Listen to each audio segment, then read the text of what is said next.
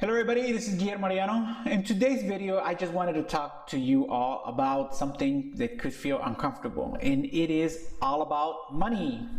Money makes the world go round, as they say, right? And I know that some of us, as we were growing up, we were told, hey, don't talk about money.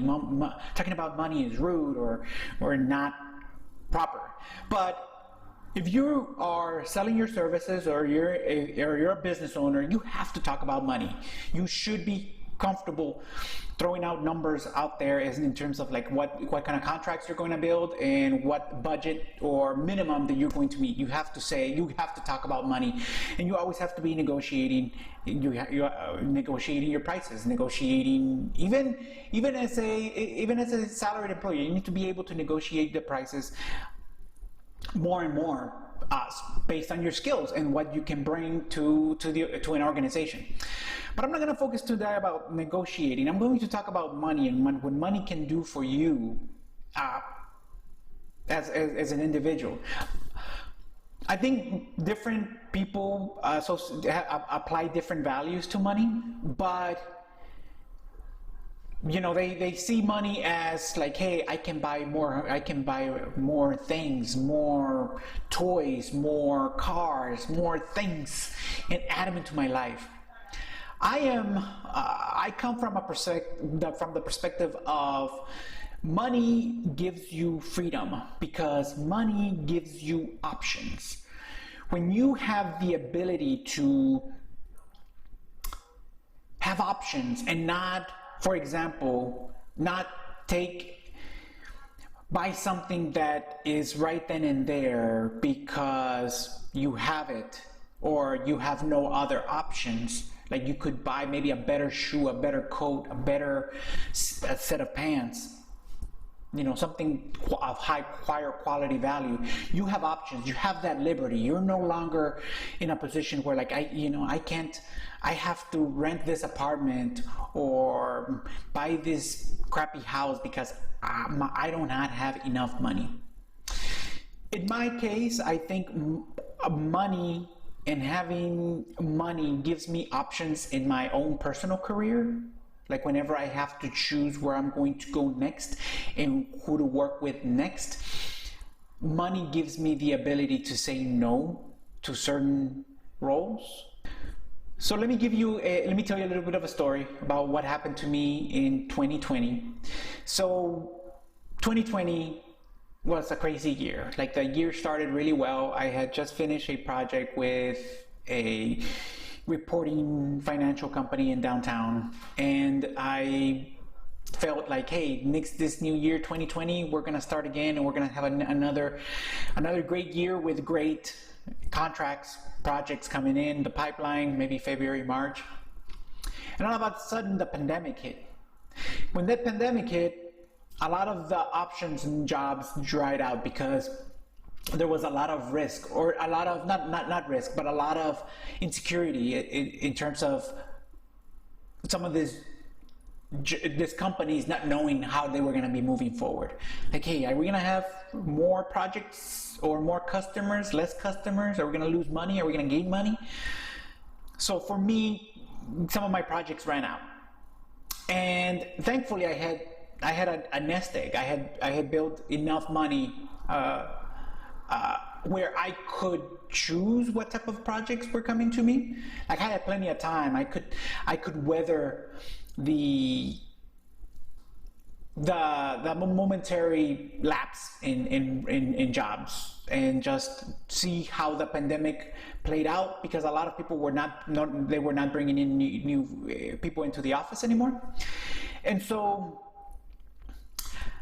one of the things about having that extra money, that extra safety net aside, was that I was offered an opportunity to come into an organization that was going to be leveraging another technology framework that I was not used to doing business or development with, right? So I'm a software developer, in case I haven't mentioned that in my channel before. So I do software development, in particular web development using Angular.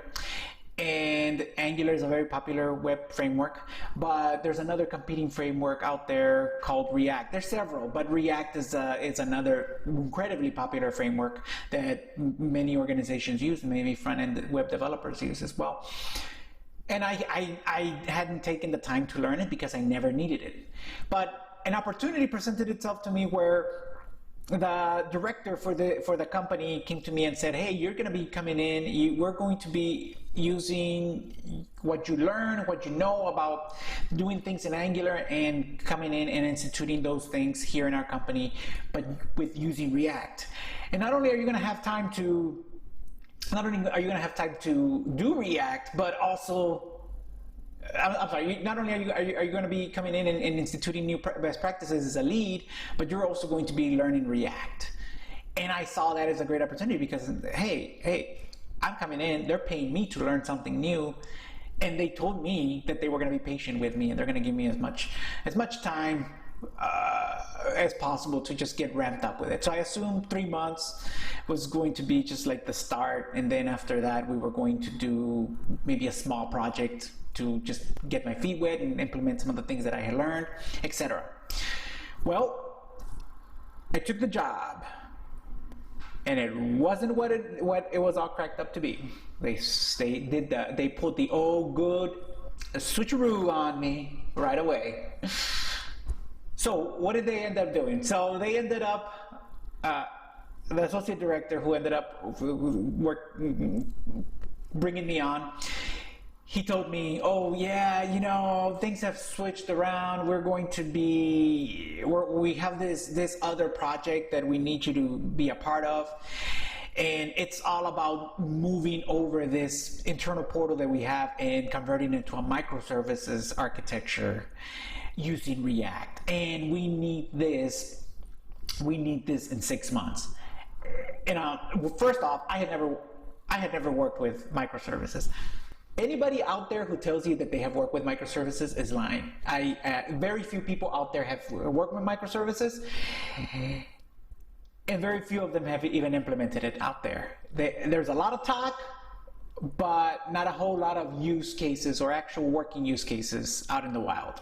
Anyway, so I came in and I was told, hey, let's go ahead and we're going to make you work on this project. Oh, by the way, we also want you to lead another team that's in Florida to come to build a set of UI components that could be reusable for us outside of the organization. And that time that we told you were going to have as a chance to upscale, it's not going to be there. We're going to be hiring in a few developers, and we need you to teach them React. Or they're going to know React, but we need you to confirm as a lead that everything that they're doing is React. And I'm like, what? I'm not an expert in React, and you're expecting me to enforce certain needs or requirements using React, but I don't know anything about it, and you have these two projects that you want me to involve me in? No, forget it, I'm out. And because of this ability, and because of this stash that I had of money lying next to me, or that I had built up over time, I was able to say, nope, I'm out. I walked away, and I was able to find another great project that was leveraging Angular, come back to the Angular world, and continue using what I already knew for that platform. I knew exactly what to expect. I knew exactly what kind of work I was going to be doing, and I'm loving that situation. So, bottom line, if you have money, you have options, and if you have options, you have liberty. And that's all I wanted to say about having money and money for now. Until next time, this has been Guillermo Arellano. Take care.